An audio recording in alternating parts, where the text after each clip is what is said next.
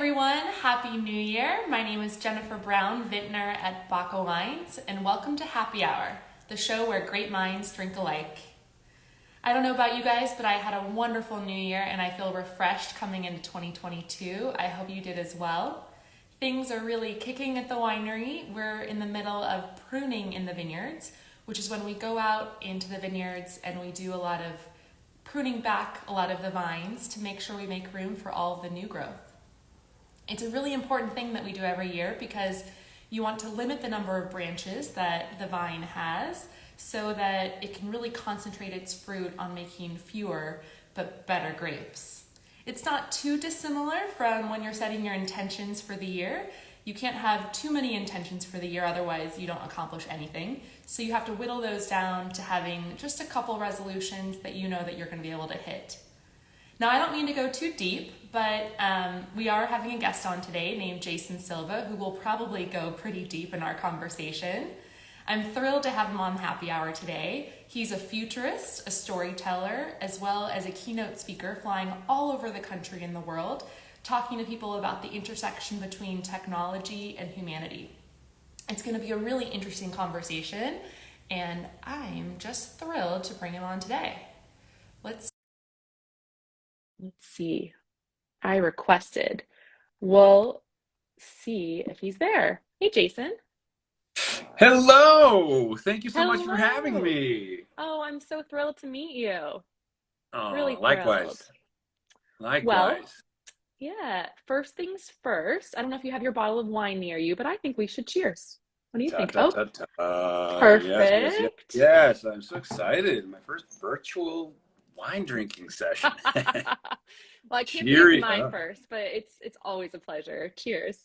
Amazing. Yeah. Yes. I Hmm. love So for those of you guys at home, we're drinking mm. our BACA Zinfandel Ice by that comes from Hell Mountain, a really prestigious area over in Napa Valley. What do you think, by the I way? love it. It tastes Oh, great. oh, good, I good. also I love the combination of a sort of ancient and classic ritual Mm, with like the incredible technology and feeling of presence of just being able to do this wirelessly with you. Like it's just kind of one of those things where it's like in spite of all the craziness and the restrictions, the pandemic, like that we can still kind of have what they call ambient intimacy, which is the hmm. feel of being around each other even while we're apart, which is pretty amazing. So Oh, cheers to that. cheers to that. That's so amazing. I think I did hear you talk before about how your goal in life is to use technology to help people understand science better. I think that's what you said. Yeah, I think that technology at its very best is really a sort of manifestation of human creativity. Hmm. I sort of see technology not as fundamentally separate from us, but as an example of like our imagination, like literalized or Hmm. instantiated in the world. You know, like if we had like time lapse photography of human progress, it would look like our thoughts turn into things. Hmm. But you know what I'm saying? Like, I mean, this phone that I'm using to connect with you was conceived in someone's mind. You know, like at some point it was just an idea, and we just repurposed some plastic, some metal, you know, put some chips in it, and now your mind and my mind can interface in what amounts to technologically mediated telepathy. And I say that because Yeah. I'm sharing my thoughts, you're sharing your thoughts, so that's telepathic, but it's mediated by this technological tool. In reality, I'm alone in my room talking to a screen, you know, but it Yeah. feels like I'm talking to you. You know what I mean? No, So it's pretty amazing. it's so true. And I've heard you speak about that before too in some of your other interviews about how all of the things that exist in our world, someone conceived of first, you know, whether they were an artist or a scientist, they designed that thing and it came into being. And I feel a little bit, I mean, I did not invent anything technologically advanced, I would say, although Yeah. our winery is technologically advanced Well, for, there you go. I mean, how There you go. advanced can you be for when you're still fermenting grapes, which still takes a lot of time. But I do remember when I was designing these bottles, you know, when you go Yeah. through the process of thinking about Yeah. what you want it to look Yeah. like, what you want the label to Sure. look like, it's a really incredible process designing and then seeing that come into fruition. So I, 100%. yeah. Well, all of it is an example of Mm-hmm. technology. I mean, not all technology has to be shiny microprocessors, Right. like language is a technology. Ritual is a technology. It's a way of like organizing Mm-hmm. ourselves, like patterns of behavior that are Mm-hmm. meaningful to us. Mm-hmm. Wine is a technology. I mean, the idea of like fermenting grapes to create alcohol because we enjoy the subtle alteration in how we perceive the world and ourselves when we drink it. I mean, that was a technology, and once we figured it out, the genie was out of the bottle. And that's why, in some ways, part of what I often talk about at lectures, especially when I'm keynoting for technology companies, is that technology isn't just computers, right? Like technology is all around us. Like we are the tool making, Mm-hmm. and that's just who we are. Mm-hmm. And there's a philosopher called Marshall McLuhan that famously said, "We build the tool or the technology, and then that tool builds us."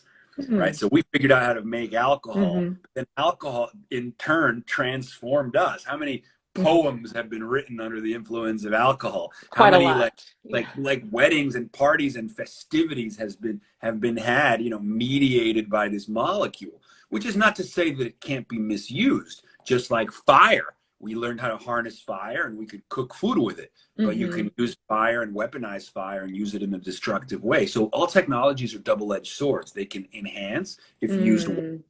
or they can be misused. Even Mm-hmm. social media can be misused. So that's often what Yeah.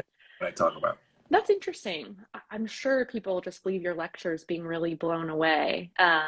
Because you don't think so much about how technology influences us. You think more about how we're creating it, but not the other side. Yeah, it's a Yeah, feedback loop yeah. because we're not really separate, right? Or like these tools become extensions or scaffoldings of our mind, and in some sense, I think people don't realize again that like everything we create is creating us in turn. Everything we design is designing us right back, which is a Hmm. great, I think, analogy, a great metaphor by which we can sort of see our relationship with everything in the world. Well, you just made that very deep. I appreciate that. Well, I have a really well. First, I've had a couple questions here about where you can buy this wine. You can buy our wine Okay. on bacawines.com. Someone asked if you can buy it in Canada. Yes.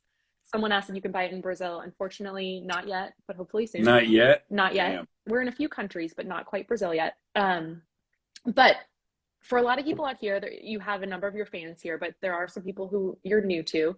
Can you tell us what a futurist means? Because I'm not quite clear myself. Sure. Yeah.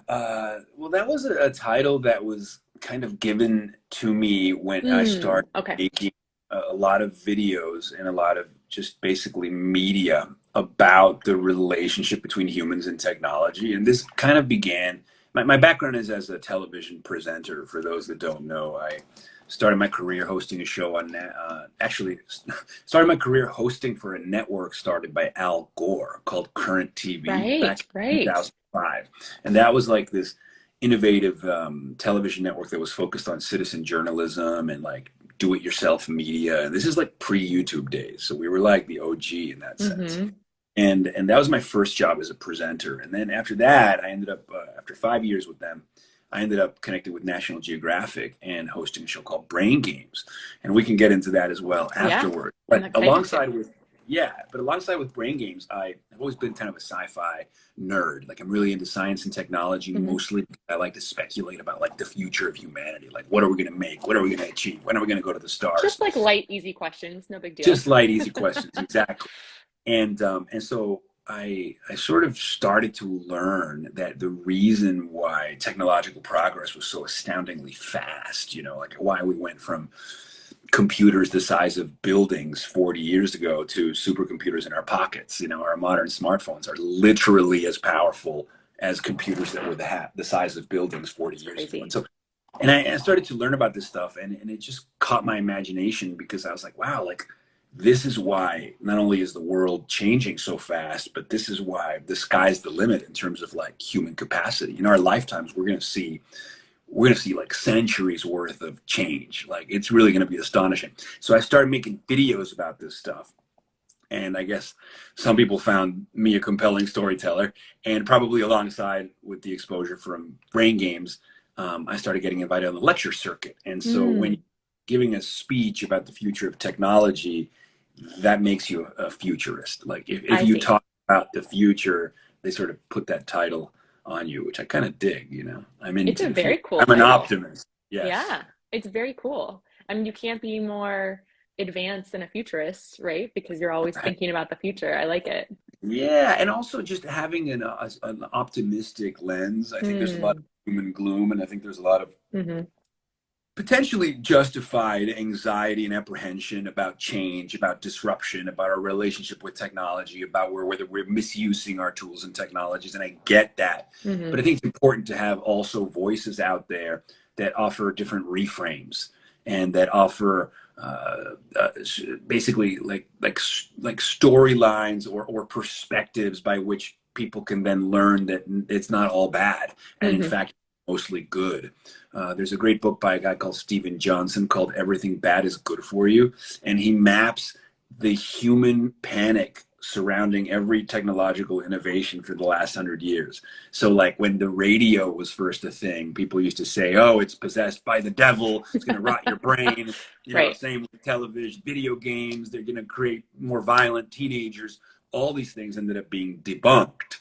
And so I think it's just great to have that perspective. There's another hmm great archive called the Pessimist Archive, which hmm collects newspaper articles, again, from the last 100 to 150 years, showing, again, the things that were written about technological disruptions at the time, things that we would laugh at now.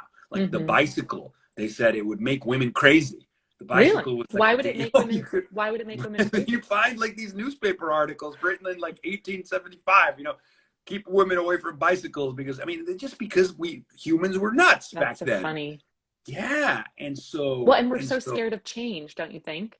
that's exactly it. Like a Mm, disruption that creates a rupture in the hmm way things are and the way we're used to things being, and we hmm don't like change because change reminds us of uncertainty. It makes us feel out of hmm control, and so to that end, I like finding compelling storylines and evidence of ways in which our short-sighted thinking uh, can be looked back upon now with ridicule, so that hmm we not be so short-sighted looking into the future. I can't tell you how many articles there are about us never achieving human flight, like written Really? in the 1800s and early 1900s. Oh Wow. yeah, like by physicists, by like science experts. Oh, human beings will never achieve heavier than air travel. Da da Mm, da da. Da. And then the Wright brothers, you know, a year later, you know, with yeah. that airplane. So that's where my come from is. Yeah. Because I can't stand the cynicism in the world today, the hmm doom and gloom. I think it doesn't do us well for our mental health. And I hmm think that to the end that I can sort of contribute to an alternative narrative, one that points all the ways, look how far we've come and look how fast we've gotten here. And hmm then now that you understand the nature of this, the hmm speeding up nature of technological change, like how might we then come up with like better narratives and hmm dream up better ways of like addressing the grand challenges of humanity using technology? And I'll drink to that. I'll drink to that too. I love it. How do we use technology in a positive way? Well, your YouTube channel, Mm. Shots Oh of yeah. Awe, I've really Yes. enjoyed, and Thank- the way I understand the way you look at awe and wonderment is when you're in a state of awe, when you're taking in Yeah. something that blows your mind, That's right. it can make you live in the moment Yes. and it can actually increase your well-being. Is that the way That's you see it? that's absolutely right. So if you notice, I'm a very exuberant person and I Yes, get I love very it. caught up in ideas that inspire me. And as it turns out, sort of the primary positive emotion, the root behind my exuberance is this sense of awe and wonder. So we've been Mm-hmm. talking a little bit about this broader definition of technology, but my excitement comes simply because I am awestruck when I take a magnifying glass and look at Mm-hmm. the human imaginative and technical capacity to design things and make things that don't exist and bring them into existence. Mm-hmm. And that led me down the rabbit hole of this emotion of awe, because in addition to being passionate about technology, I'm passionate about being passionate. I'm passionate about exuberance. I'm passionate about experiencing awe because I find it to be like an antidote Mm-hmm. to the what you might call the diseases of despair. I find awe and wonder to be the opposite of depression and anxiety. And in a world where so many people are suffering from depression and from Mm-hmm. anxiety, we need to be jolted by Mm-hmm. awe. That's literally the definition of awe, is an experience of such perceptual expansion or such perceptual vastness that your limiting beliefs, your mental models of the world, what Michael Pollan calls the been there's and seen that's of the adult mind, with that like cynical, jaded arrogance of like the adult, that gets obliterated in the face of a Mm-hmm. is sufficiently vast or grand. I'm talking about Mm-hmm. seeing the Grand Canyon for the first time, Mm-hmm. skydiving, the birth of a child. Like it has to be something that is Mm-hmm. sufficiently confounding to your, Mm-hmm. that all of your machinations and assumptions about the world are obliterated. Now, at first, people might be fearful of that. Like, I don't want everything that I believe in to be called into question. But then you come to realize that that experience is actually revivifying. Even Mm-hmm. though there is an obliteration of your assumptions, there is a revivification of your aliveness. And it turns out that these experiences of awe, they leave you with increased feelings of well-being, increased Mm-hmm. compassion, increased feelings of creativity, and it's an anti-inflammatory sort of chemical cocktail that is secreted in the brain. And so by every measure that you can possibly quantify, blowing your own mind is good for you. And Mm. to I that love that. end, you know, if a glass of wine facilitates and acts as an entry point is into a less inhibited state of increased susceptibility to openness and to questioning your pre-existing beliefs, and that's a great tonic to Mm. life, you know. Well, I love that. So, well, I had a question for you, and now I'm Mhm. wondering if it's sufficiently enough of awe, but I was wondering if this is related. I would love your opinion. So, I Sure. have long thought that a glass of wine tastes better when you're sitting in the vineyard, Of surrounded course. by mountains, looking at the Yes, hillside, experiencing the senses, the smells. It tastes better there than it does when you're at home or somewhere else. And for I sure. thought that might be related Yeah, to this topic. no, definitely. Mm-hmm. Well, think about it. Alcohol, if used responsibly and in moderation, I think it doesn't need to be said, but it's clear, is a wonderful and subtle sort of mind-altering compound. Mm. And human beings have had a relationship with altered states of consciousness since the dawn of humanity, whether it's through dance or ritual, you know, I'm thinking like drum circles Mm-hmm. or, you know, martial arts, you know, extreme sports, you know, things that get us out of ourselves, so to Mm-hmm. speak. Alcohol has been a big part of that. In fact, there's a book written by a psychopharmacologist called Ronald Siegel, and it's called Okay. Intoxication. And he makes the case that the drive to alter our perception, ever so subtly, but in some instances in more extreme ways, is the fourth drive, the primary drive. Mm. Drive for reproduction or the drive to feed ourselves. That, and he has citations of like little children who like to spin around until they're dizzy, and they Mm-hmm. actually get great pleasure Mm-hmm. from giving themselves this Mm-hmm. kind of being taken for a ride. And so again, there's this desire to alter our consciousness, but it doesn't end with the compound. Often it's a combination of the compound and the environment, because environments also shape our consciousness. I'm very Mm-hmm. interested in the idea of the psychological impact of built environments or the psychological impact of natural landscapes. You know, like natural landscapes, they evoke feelings of well-being. They can move us away from depression and towards Mm-hmm. serenity and calm. And built environments can, there can be all kinds of built environments. There can be built environments that are oppressive. There can be color schemes that are oppressive. There can be buildings that are oppressive, or there can be buildings and homes that are beautiful. You know, feng shui, for example. And the term used for the psychological effect of the environment upon the experience of a person who may be partaking in a glass of wine, as an example, is called set and setting. And so Okay. set would be your mindset going into the experience. Are you drinking because you're depressed, or are you drinking because you're celebrating? That's your Mm-hmm. mindset. And then the setting would be the environment that you're in. And so you have to think of these things as like the ingredients in the stew that you're making. You know, Mm. are you in a good mindset? Have you been mindful of the environment that you're in? Have you carefully curated the people that you're with? And have you chosen the right Right. drink Right. if that's right? And then Importantly, yes. yeah, and then it really is a way of like stage designing your lived experience. You're Mm. like a playwright, you're like a set designer, you're like a director and an actor of your play, and you're bringing all the ingredients into hopefully creating the most joyful and present and uplifting psychological experience for yourself that you can. It's all about like having agency over our lived experience, or what you might call Mm-hmm.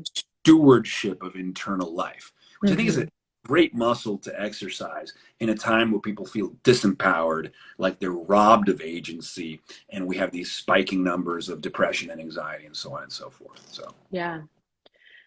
Wow. Well, there was a lot to unpack there. I know But I talk a no, I lot. think it's fabulous. I mean, it's obviously very captivating. Thanks. But I think that that's right, that that a lot of us forget that that we have agency, that we can make Yeah, choices in our lives to make it better. yeah, And yeah. you talked about how you love the term of being called a futurist because it has a positive spin on talking about the future. And I also love that my role Yeah, is that I get to be a positive influence in people's lives. Like you said, people are buying our love it. bottles of wine for I love weddings, it. celebrations, happy Yeah, things. And I think, yeah, yes, we have to talk about serious things that are going on in our lives that are yeah, negative. But yeah, if we can try to focus more on the positive, for sure. it's just so beneficial. Oh, for sure. Yeah. And I also think it's just important that we give ourselves permission to lay our burden down. You know, life Mm, is hard. mm-hmm. Right? Like you got to work, right? You got to fetch water, you got to chop wood, you got to pay the bills. Like we're all pretty saturated in the trivial and in the necessary and in the everyday. But I think that we ought to give ourselves permission to have a healthy relationship with pleasure. Mm-hmm. Lay your burden down. I'm not saying to become irresponsibly addicted to pleasure, because you still have to meet your responsibilities. But I think a lot of people have a lot of guilt around feeling Mm-hmm. good. Especially Americans, I think, in Yeah, particular. yeah, yeah. Mm-hmm. As compared to Europeans, for Yes, example. yeah, the That's right. French don't have a lot of guilt about pleasure, I don't think. Well, exactly right. Exactly right. And I think we can borrow from that Mm-hmm. because, you know, pleasure's good for us too, right? Like it's good for our mind and our psychology to spend extended durations of our waking lives in happy mental states, you know? And if you can responsibly enjoy, a glass of wine now and then, and we know it has all these great cardiac benefits as well, like why not? Stress kills. And so alleviating stress healthily and responsibly is a good move. Absolutely. Yeah. Well, on that note, maybe I'll tell you a little bit about this wine that we're drinking. We can do a little wine tasting. What do you say? Yes, please. Okay, Yes. cool. Um, so all of our wines that we make at BACA are from a place, usually a very special place. And this one we we don't make any from bad places. The way I said that was kind of funny, but this wine comes from a small vineyard called Black Sears, Okay. up on the top of the mountain called Howell Mountain in Napa Valley. Beautiful. Speaking of joy, all of the wines at BACA are named after games or other joyful terms because frankly, I just think we need more joy in the world. And Oh, this one's called I Spy after the children's game I Spy with My Little Eye. It's oh yeah. this vineyard is 2,400 feet in elevation. So Hmm. when I'm with my kids in the car in Napa Valley, I have them play the game to see if they can spot it because it's so high up. Yeah. But what's really special about this wine in particular is it Yeah. comes from this vineyard that's in this pristine forest on top of the mountain. And I think a lot of the flavors of the forest are really captured in this wine. So you get these wild blueberry, raspberry flavors. You also get some herbaceous notes like wild sage.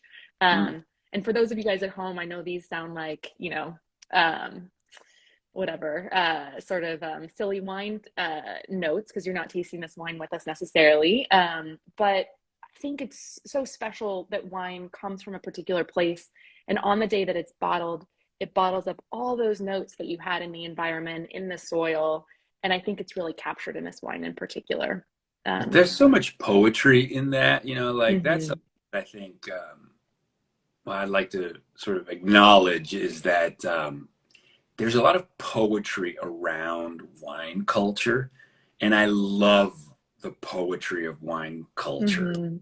It's like It's those that are beautiful. really Mhm, like that talk about it as an object of their love, that can appreciate the subtlety, that talk about it as a food that is alive, and to that end, having the more I believe that whole narrative, to live inside of that narrative, also informs the experience of drinking it. It adds layers and depth to the pleasure. And, mhm. I remember watching that film. It's a Russell Crowe movie where he ends up Oh, like, yes. yeah, A Walk in the Vineyards, was that what it was called or I something like I that? forget, but Yeah, he's like yeah, he's like this like super cool like London investment banker, yeah. and then his grandfather dies, Mhm, and he has to go to France to take care of the winery, and then he has these flashbacks of his youth, and the film is just it's just like sunny like afternoon honey light, beautifully filmed, and mhm, you watch the film and you fall in love with the entire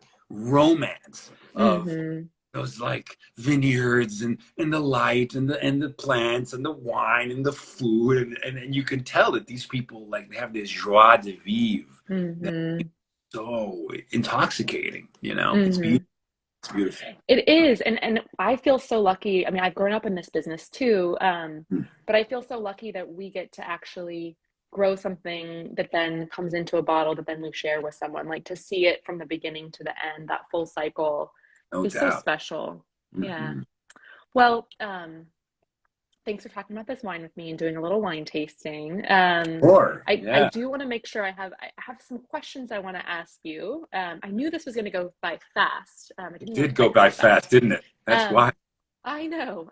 Okay, so here's what I've got for you. I've got some rapid fire questions. Those of you guys tuning in, if you want to type some of your own questions, I might ask yours too. Um, but you're going to just say what comes to your mind first. So we'll start out Okay. easy. What did you have for breakfast? Sardines and egg whites. Really? Really? Okay. I did not expect you to say that. Um, That's is my your friend. Oh, really? Okay. Is Yeah. your bed made right now? Yeah. Really? Mhm. Okay. All Mhm. right. What is your go-to karaoke song? Ooh, nothing's gonna stop us now. Really? I like it. Jefferson Starship. Yeah. That's awesome. What book are you reading right now? I'm reading a book called The Mind of the Traveler, which is Ooh, about the psychology of why we travel. It's fabulous. cool. I know you I mean, spend a lot of on your Instagram, it seems like you spend a lot of time traveling for fun as well as for work. So, yeah, yeah. yeah. I like to be transported. I like the way the ordinary things in the world take Hmm. on a magical quality Hmm. just by shifting the culture or the place where you're at, like Hmm. simple rituals you take for granted take on a whole new meaning. And again, I do it as an investment in my mental life. I love it. Well, I hope you come out to visit us in wine country I would sometime. love to. Please. Yes, Okay, would your 12-year-old self think that you're cool? definitely. Good. What are you binge watching right now on television? Ooh, what am I binge watching? I just watched this show called The Girl from Oslo on Netflix. Hmm. Mm. That was awesome. Cool. I'll have to check it Binge out. 3 days. So It's yeah. it's so addicting now that you can get all the episodes at once. Oh Oh my man. God. Oh my God. Yeah. Too Okay, two more questions for you. What is one technology that you think will change the world? Biotechnology, genetics. So I Mm. think we're on the cusp of a revolution in biology that will look like the computer revolution of the last 30 years. But instead of downloading apps to our phone, we'll be downloading apps to our biology that change our genes and change our cells. And I think Yeah. we're going to see cancer vaccines that Oh, wow. utilize the same technology that was used for the COVID mRNA vaccines. So we'll be able to like take specific instructions, mRNA instructions that can be injected into our bodies to kill tumors and teach our immune system to kill. Wow. And eventually, I think we're going to see radical life extension technologies so that, 85 is going to be the new 40. That's incredible. I mean, at Mhm. first when you said biotechnology, that scared me a little bit, but then when you Of talked course. about the amazing things it could Yeah. do, Yeah. that's incredible. Yeah. Well, Wow. people get scared, but look, what people don't realize is that biology is software too. Our Hmm. genes are software programs. DNA is code. We are alphabetic all the way down. We are literally made of language. And now instead of using crude tools, we're going to be able to like work with the very, very language of the machinery of life. There's a philosopher, a physicist called Freeman Dyson who said in the very near future, a new generation of artists are going to be writing genomes with the fluency that Blake and Byron wrote verses. So imagine that, That's making poetry incredible. out of biology. I mean, there's gonna be turbulence because it's also gonna lead to new forms of self-determination. Like right now, people want to express themselves. They might get a bunch of tattoos and a bunch of adornment to really like become who they think they are. But Hmm. imagine you can like change your actual like biological software. We're gonna like totally get creative Wow. in ways that are gonna probably lead to some turbulent social unrest because people aren't going to know what to do with that. But hey, man, that's No. what we do. We push it the limit. That's what human beings do. And how incredible that we can do that. Well, I'm sure Yeah. I'm going to have lots of states of awe looking at what's going to Yes. come out of Yeah. that. Imagine if we could like give ourselves gills, like engineer some gills so we can stay underwater for 6 hours. Wow. I don't Yeah. know if I don't know if I would want that or not, but I mean, it would be Yeah. incredible to see. The Um, point is we're limited yes. only by our imagination. No, you're Like you're if incredibly it right. sounds impossible, just imagine our ancestors looking at a 747 aircraft, Yeah. 500 years ago. So Like true. unimaginable. Unimaginable. Yeah, That's both on a large scale and a small scale, it's yes. incredible. Okay, Right. well, my last question for you is, do you ever get bored? I do sometimes, and usually, Really? That yeah, I get surprises me. restless. Restless. I don't allow the boredom to set in. I get Okay. anxious when I sense that boredom could happen. Okay. Okay. but but it typically will happen when I make decisions out of laziness. Like if I'm somewhere that's not inspiring me and I would have to like climb some stairs to get to a better situation, metaphorically speaking. If I opt not to climb those stairs out of laziness, then I get restless and bored. So it's Yeah. like it's always when in doubt, always go with the new memory. That's what my friend told me. So always go for that new experience if you can. Do something new. Well, and I know you talk a lot about, we don't have time, but you talk a lot about neuroplasticity and creating those neural pathways Oh, when you're you doing have to. things. Yeah. Novelty creates neural plasticity because you're Hmm. immersing yourself in a whole new environment that has to be mapped fresh, you know? Hmm. Well, and I'm sure that has to do with, keeping young, keeping your brain healthy. Well, thank you so much, Jason. We didn't even get to talk about Brain Games, where so many of you guys know Jason from. He was just a fabulous host on that show for so many years and doing Yeah. great things, right? Oh, yeah. Thank Yeah, I Yeah. mean, just for those that haven't seen it or that missed it, you can watch it on Disney Plus now that Nat Geo is part of Disney Plus, and I guess it's season 1 through 5 is what I hosted, and you can always watch that and watch it with your kids. Brain Games was a fabulous show because it shows you in a fun and engaging way how your brain perceives the world, and that's what it's all about. Well, and speaking of binge watching, you can binge all That's, five that's seasons. right. Yes, you can. Yeah. Yeah. Yes, yes. Well, Jason, thank you so much for joining me. Thank you. I can't wait to see what else you're going to do next and share with the world. You have so many gifts. Yes, But I'm thank. grateful that you spent 30 minutes with us. And I do hope that you come visit us sometime. I would love to have a glass of wine with you in person. That So sounds groovy. Let's do it. awesome. Okay. Yeah. Well, cheers. Cheers. See you Thank you soon. guys. Thank you for having me, and Thank thank you you. to everybody watching. And thanks. Yeah, thanks. Okay. All right. Bye, Jason. Bye.